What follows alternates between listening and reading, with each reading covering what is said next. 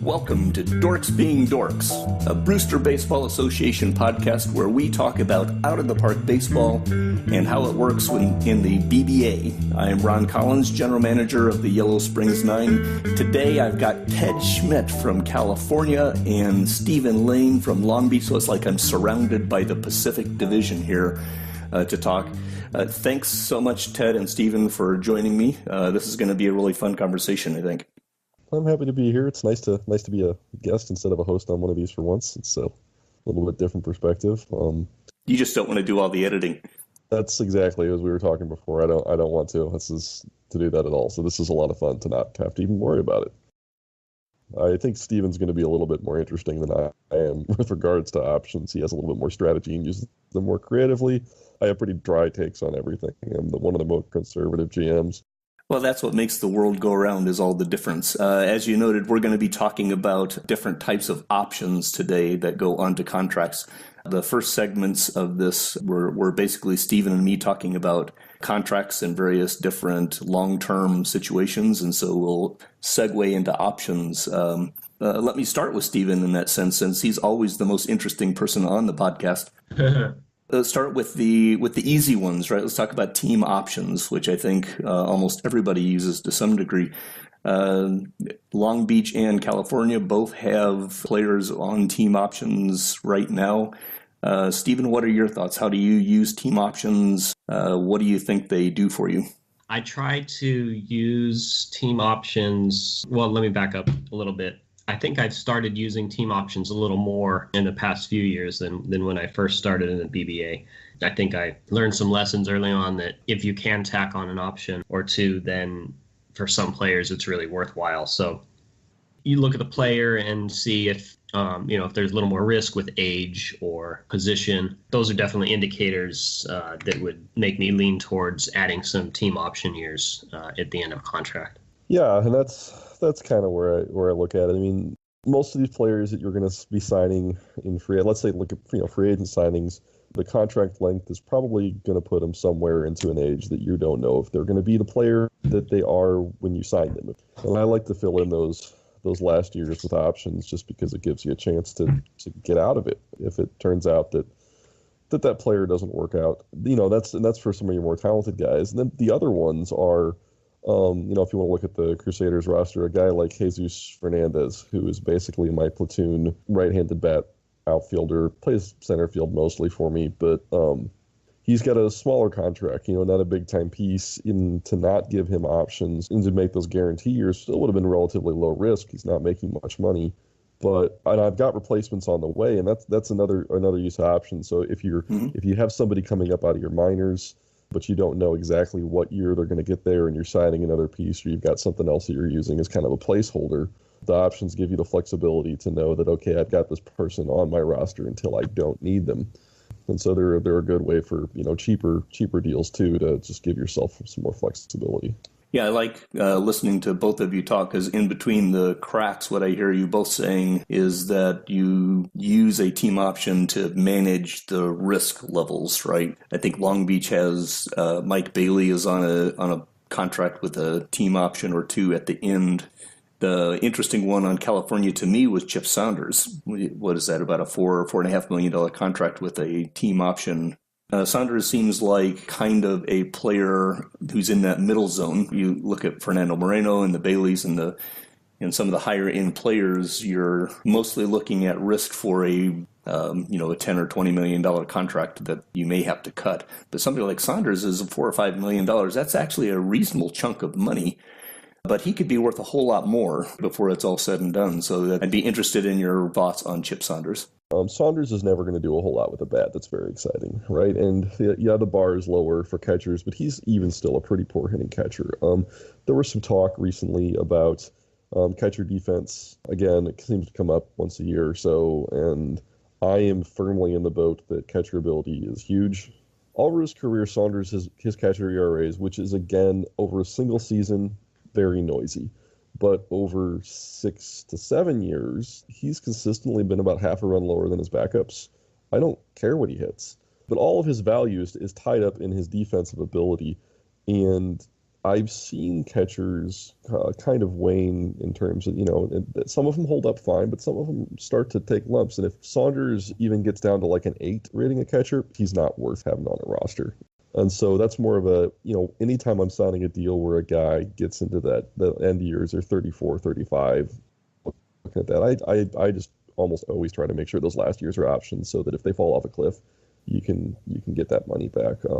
Tying up your cap room with deadweight contracts is just a surefire way to lose competitiveness. That's really the reasoning there. It's just another risk, hedge against risk. You don't know what a player is going to be that far out. Right.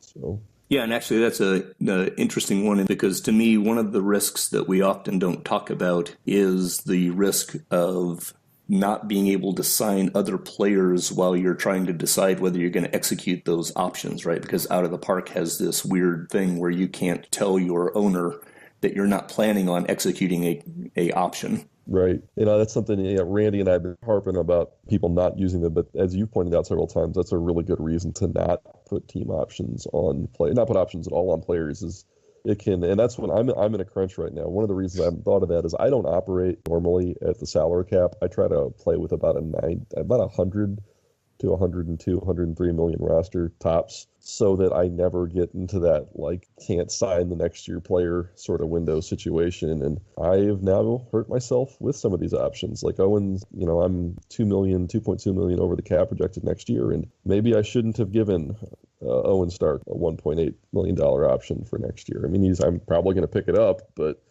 on the other hand, is the ability to know that I can pick him up next year worth the fact that I was unable to make some other moves?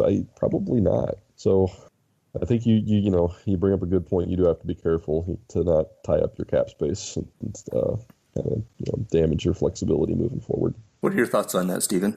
Yeah, I think that's definitely a consideration that you have to have, and not only in free agents, but I think that it impacts more, at least in my experience, with extensions in the middle of the season.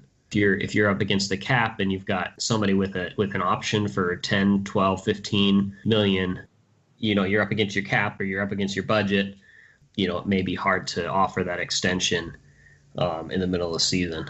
That's always an interesting problem set. It's kind of like when I listen, Ted, to you guys do your trade and or free agent podcast, right? Because it depends on where you draw your system diagram. If you're asking, is this player worth that kind of a risk? That's one way of answering the question. And the other way of answering the question is, if I look at my organization as a whole, what is this contract going to do to me? And often we talk about a bad contract when going back to last segment and the long-term contracts. One single bad contract at $25 million a year can really hurt you because you're digging into your budget and or salary cap. Yeah. Same type of things with options, but generally in team options, you're doing it to personally control the risk.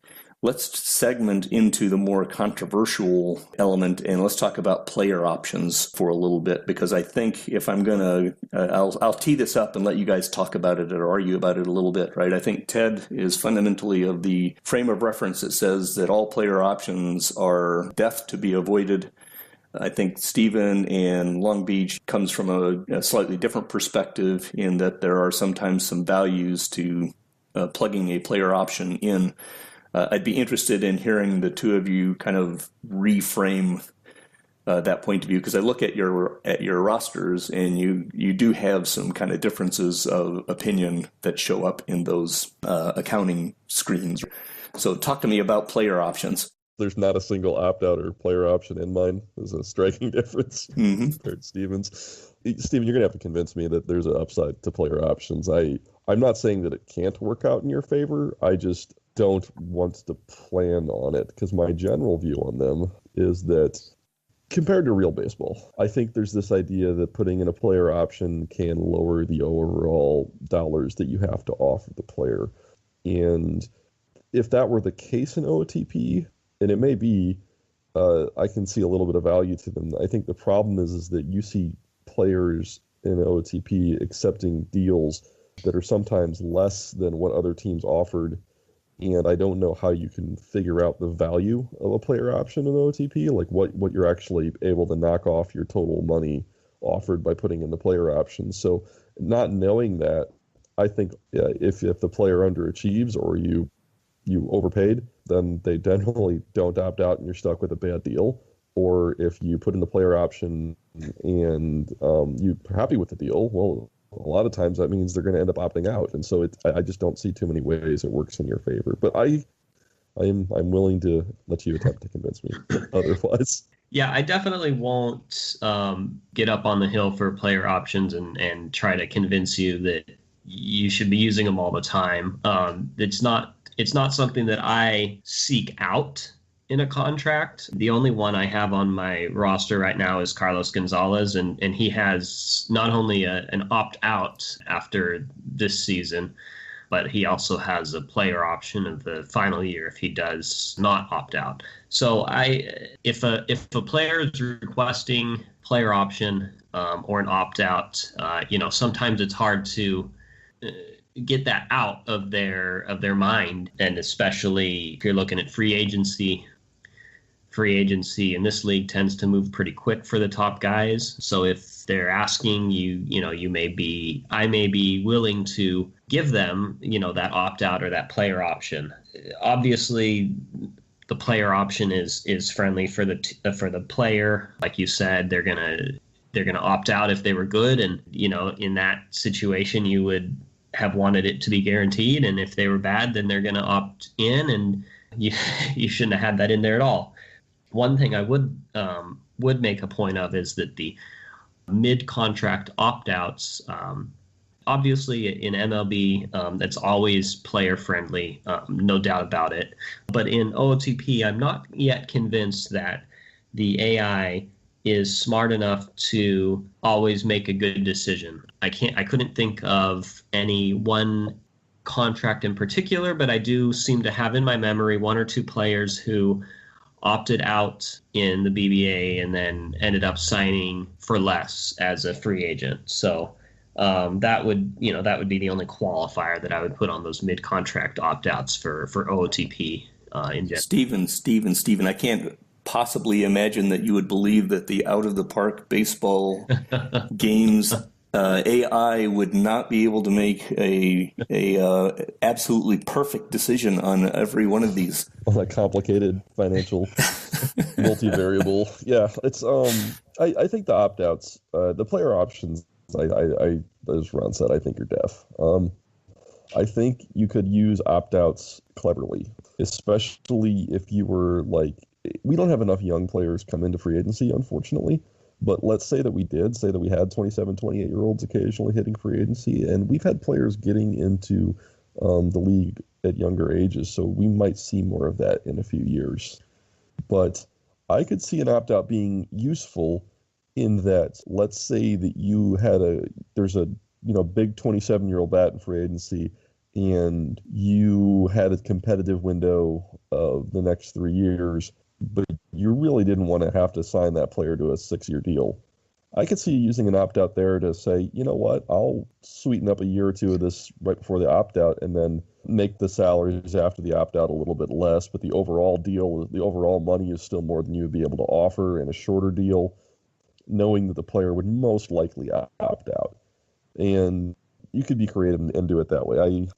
I think there is some flexibility you've had there. Then I agree with Steven. I can't think of examples, but I know we've seen players opt out that just shouldn't have, and other ones opt in where you're just kind of like, okay, great, but whatever. Yeah, I think that's one of the great unknowns within Out of the Park, and the whole context of what we're doing here is talking about Out of the Park and how it operates in relation to the rule set that we use in the BBA and our cultural economy, and how different GMs like Kyle are very much in Ted's camp. Don't mess with the player option at all.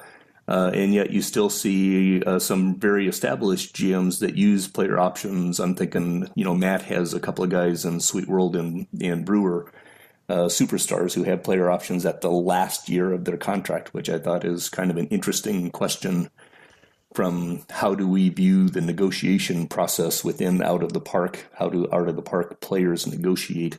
Well, I think that is a good question, and maybe I don't think there are too many people that have a better feel for what OOTP is doing than Matt, and he might feel or know or have experience that a lot of time those last year, especially for a player that's like not at the end of their career, that maybe the players that will choose to opt out to renegotiate to get to free agency so they can sign a longer deal. Mm-hmm. To be fair, I don't have a lot of experience with player options and what players do with them, so I just don't give them.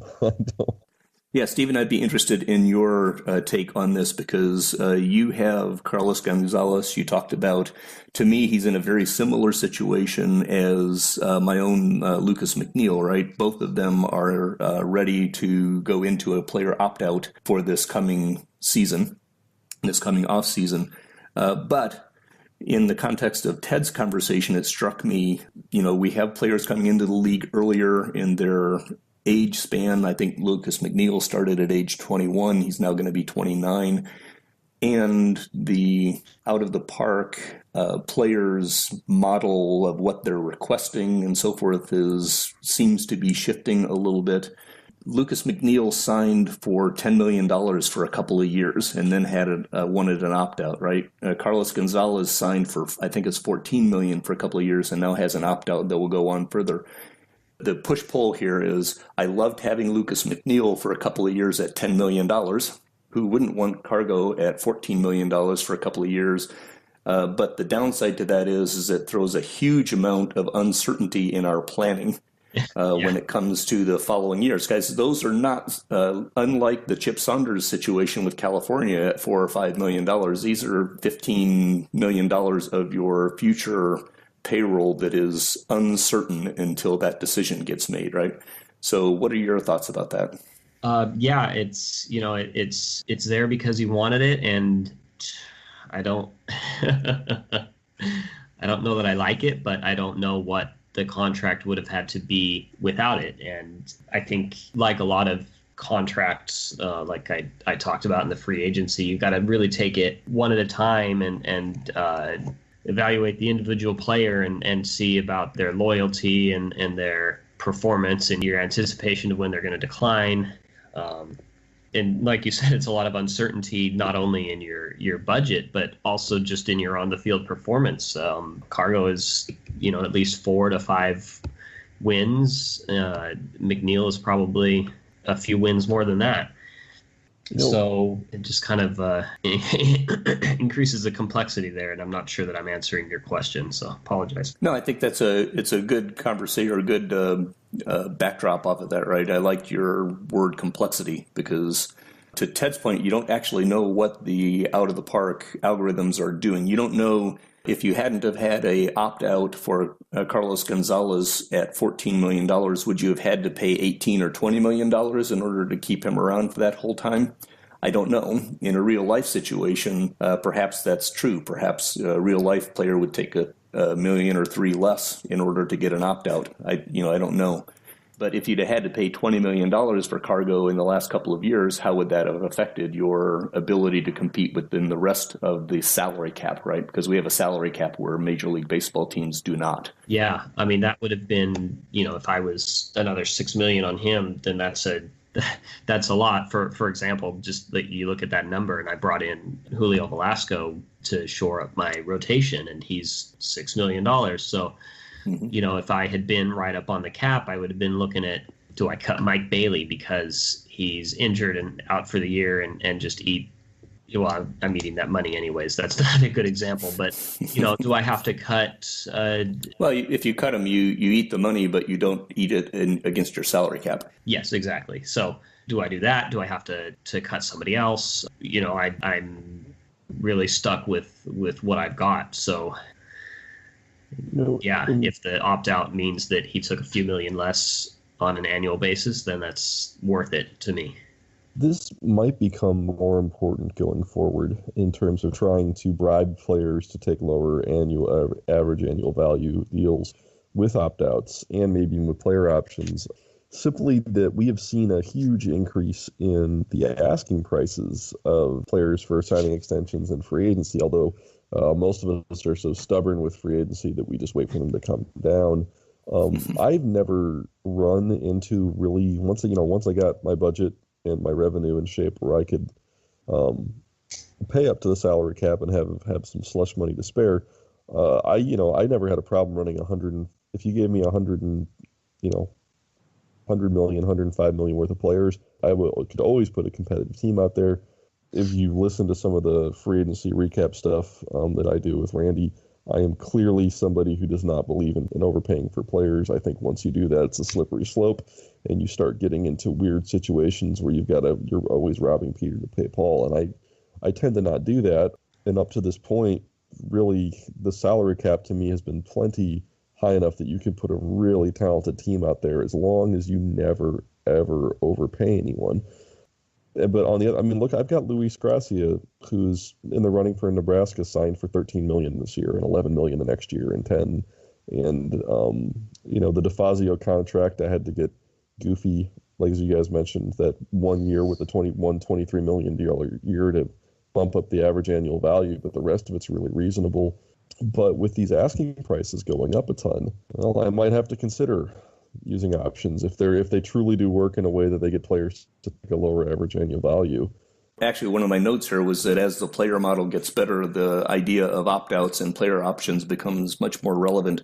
The other aspect that you've mentioned before and that relates into this is the whole point of what are the market forces out there. In the past, we've usually had no more than 2 or 4 players, big name players out in the free agent market. And as Steven said, our free agency works in such big chunks, right? I mean, you do one and then you get 2 weeks or 3 weeks of time. So you only get like 5 cycles through free agency. So you have to kind of make your best offer. Right. So how does the player model relates to those things differently? That might be a big deal. One comment in looking at this, we have 12 fairly big name players who are facing opt-outs this year.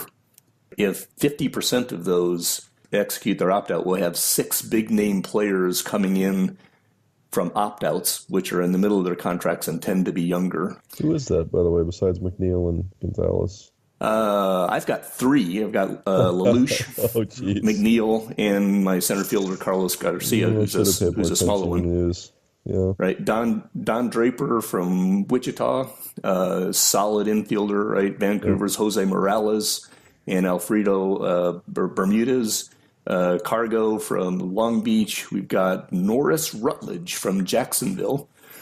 Jesus Ramos from Edmonton. Elijah Curry from Brooklyn, who's a solid hitter. And Juan Jose Elizondo and Antonio Correa from Atlantic City. So Correa is done, but Elizondo is one of those weird guys. That's gonna be. I don't wish anything bad upon either of you or your franchises, but there's a part of me that kind of just hopes all those players opt out, just because I want to see a good free agency class for once. I don't have any money to spend in it, but I just want to see something happen. And that's beyond the players who are actually heading to free agency, right? I mean, I've got another in Angel Di Castillo who wants an arm and a leg, right? And so he's probably going to free agency, unless something weird happens over this next month or two. The whole conversation that relates into what you're talking about there, though, Ted, I think is that the world could well be changing in this question of how much an opt-out influences the negotiation inside free agency is an unknown. Right. It could be 0 or it could be fairly high.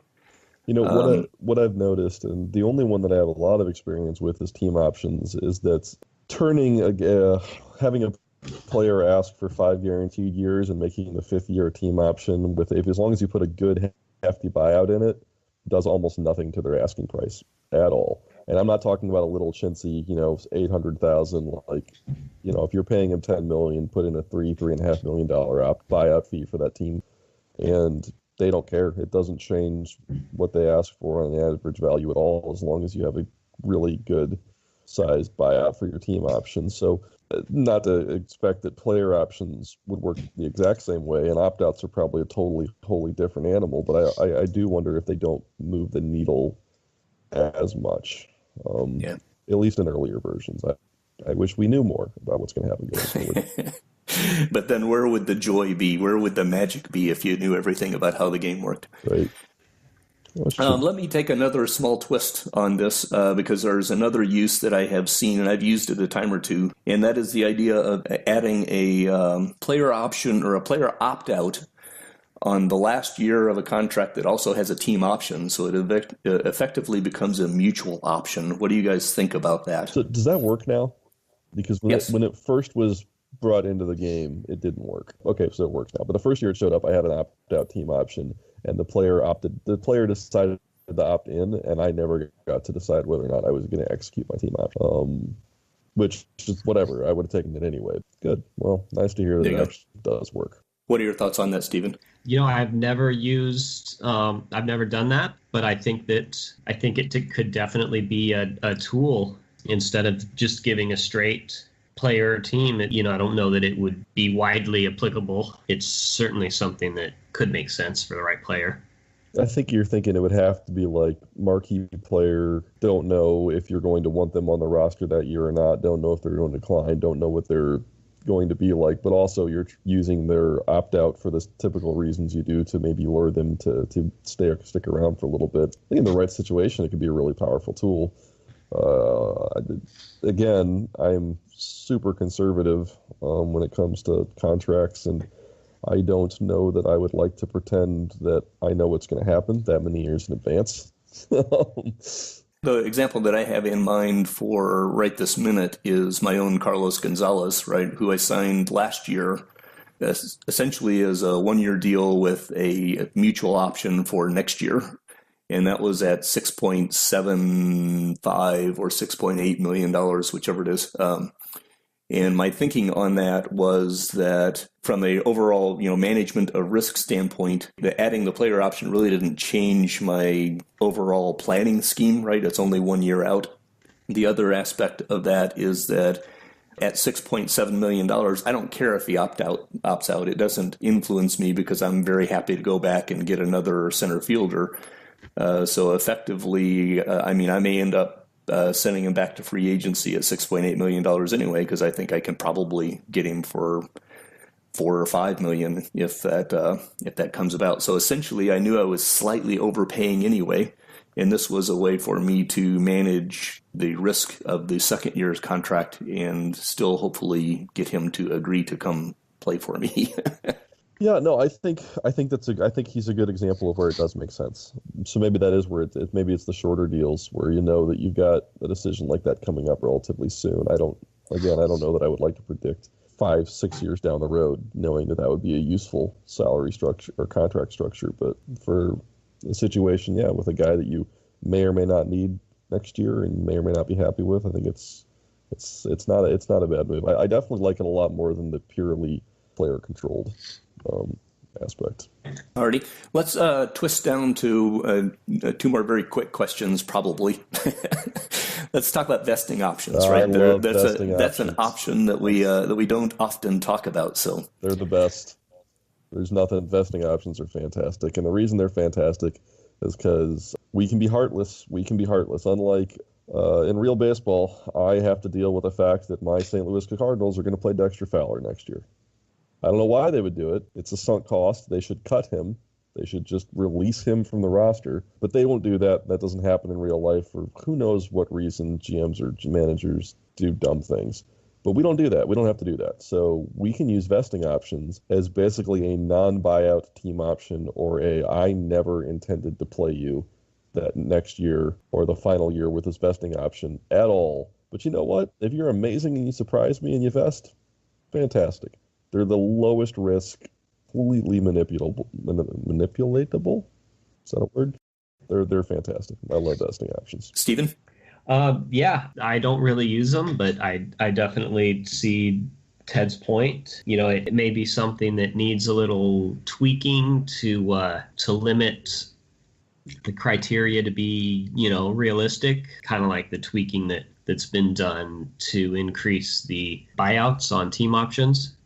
But yeah, like Ted said, it's you're completely in control of it, and and it offers you that opportunity to keep a player around if he surprises. Yeah, I think you struck on an important aspect that either people think about or don't think about, and that is the question of how Out of the Park values the idea of a vesting number. I tend to look at them, I don't use them enough when it comes down to it. I tend to agree with Ted's point of view. I do worry that they're able to be fiddled with a little bit by a savvy GM who can play the metagame better than the AI figures it out. But actually, I tend to look at them mostly as injury insurance, right? I gave, for example, Jose Chavez a vesting option at the end of his contract, specifically because I figured the chances of him making it through the 6 years without getting crushed are almost none. So I didn't have to deal with the team option and a buyout. Well, and that's a really good, I think that's probably the single most underutilized option that we have is injury prone, especially pitchers.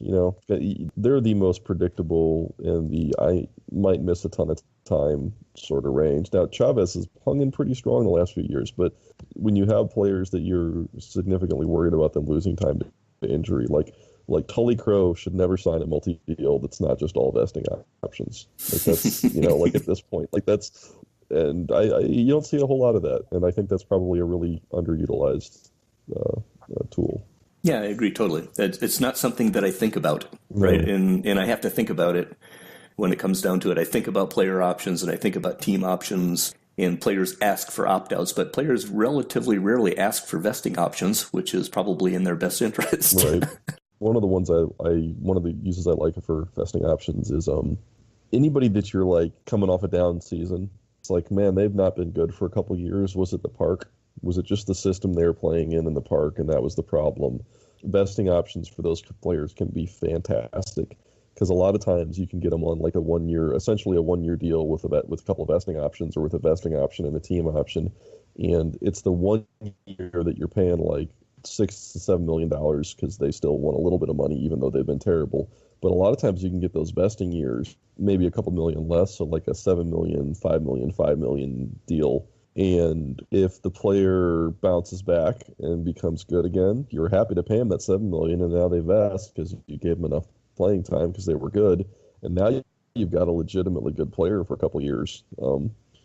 And that's one of the spots I like to do that. And that's I use them a lot with I'm a lefty heavy system, so I always need right-handed platoon bats.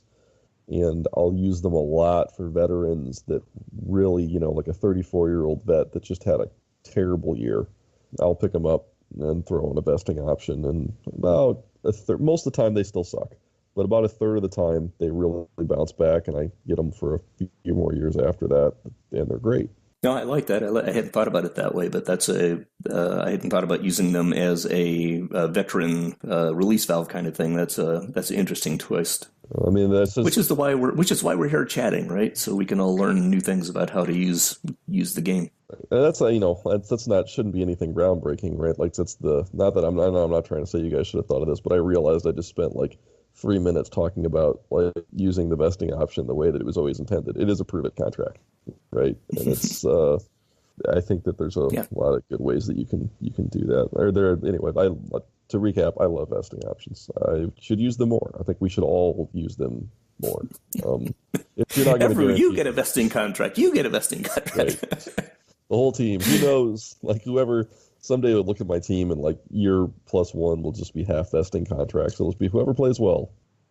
Actually, the team we'll see that on is Allen. He'll sign like 1 billion pitchers. They'll all have vesting contracts, and whichever one's sticking is Cyclone. We'll all be there the next year.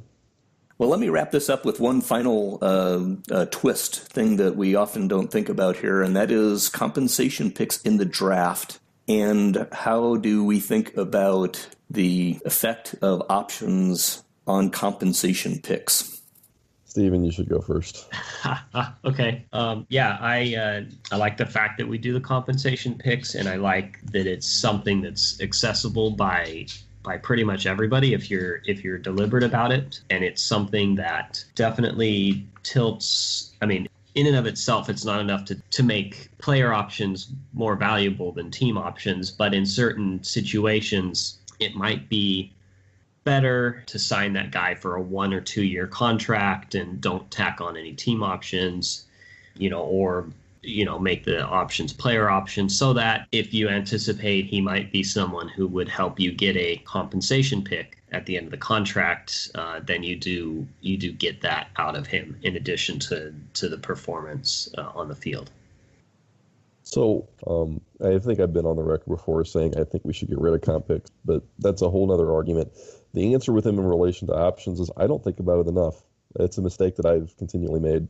And that's one of the drawbacks to team options, especially on players that you really think could have a pretty good year, is that if you let them go, you can't get a comp pick. And it's just not something that's really been part of my analysis of offering contracts, is this player could net me a comp pick later. And I think part of that is because I'm relatively inactive in free agency. I tend to not sign high-end players. But still, it's both of you I have seen maybe not sign a player with the intent of getting a comp pick, but knowing that there is a possibility that that's what this will turn into.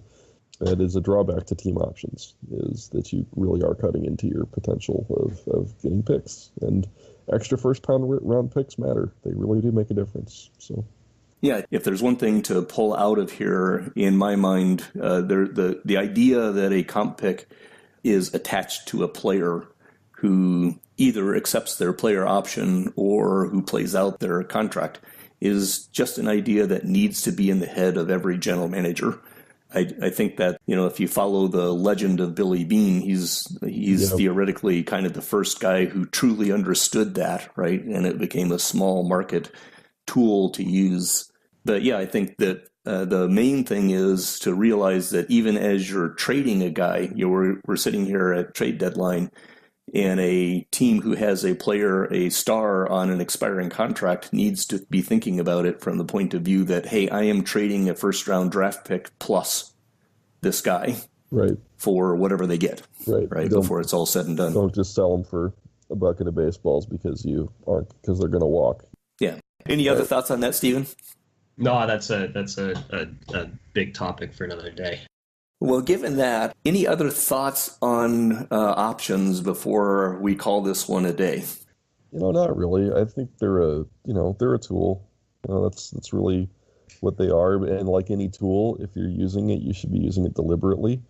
One of the worst, in not just an OTP, but in any situation where you're given a tool or an ability that you can use, if you're not understanding what you're doing with it while you're doing it, it is a good way to get yourself in trouble. So if just because a player asks for a contract with options and opt-outs and other stuff in it, doesn't mean that you should sign that contract. You should think about what those mean and where they fit into your structure, and don't just take them as something that's a necessary evil or part of the deal.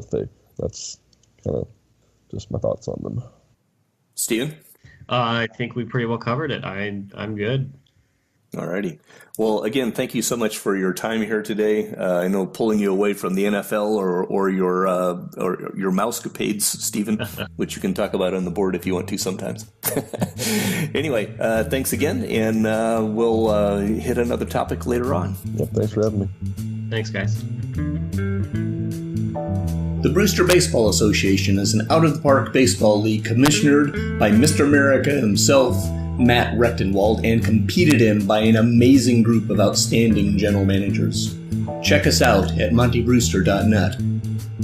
You have been listening to Dorks Being Dorks, a podcast where we put BBA GMs together to talk about out of the park and how it works in the BBA.